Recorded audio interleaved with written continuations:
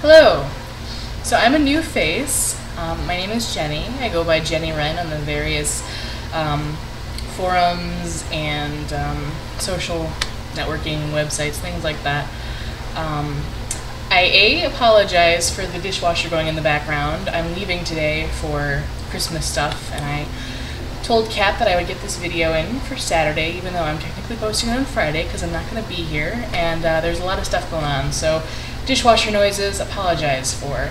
Can't really help it, gotta get it done.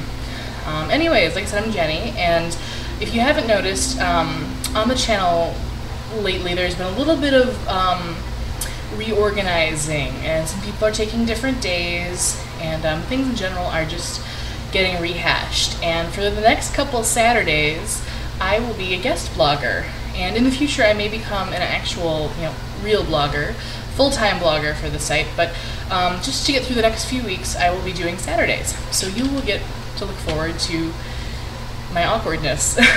Anyways, I thought this would be a good week to get to know you, to introduce myself, because the theme for this week is Christmas and holiday traditions. Earlier in the week we had people posting about how to make snowflakes, and that was really cool.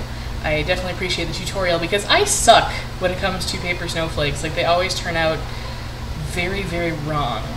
I don't have anything fun like that. I'm just going to share a little bit about what we do in my family, what we've done in the past in my family, and unfortunately we don't do it anymore just because we don't have the space. But when I was a kid, my grandmother had a farmhouse out in the sticks, and every Christmas my aunt and I would go hunting for the Christmas tree. We'd get a real one, and we had it cut down, and I don't know what goes into picking out a good tree. I don't know what makes a good tree, because it's not just size. I mean, apparently there's a lot that goes into it, and I wish I could tell you and inform you on what goes into picking a perfect Christmas tree, but I don't know.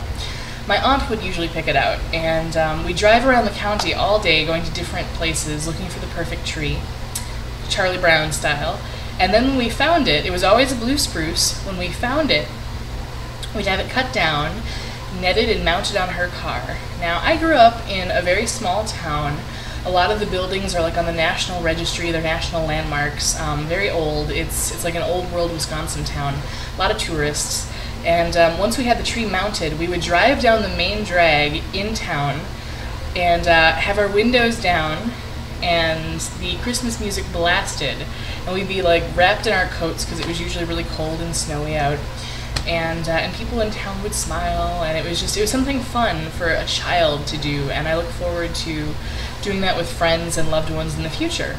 So it's something that I recall fondly, and I loved doing it, and I especially loved the decorating the tree afterwards. We'd get it in the house and set up, and we'd jam Christmas music and eat Christmas cookies and put the lights on and the ornaments. The ornaments were the best part, and I feel fortunate to have my aunt in my life because I think a lot of my nerdy tendencies come from her. She was interested in Star Trek and a lot of fantasy and sci-fi stuff, so we had a shuttlecraft ornament that actually had Spock talking, and he said something like, "Shuttlecraft to Enterprise, shuttlecraft to Enterprise.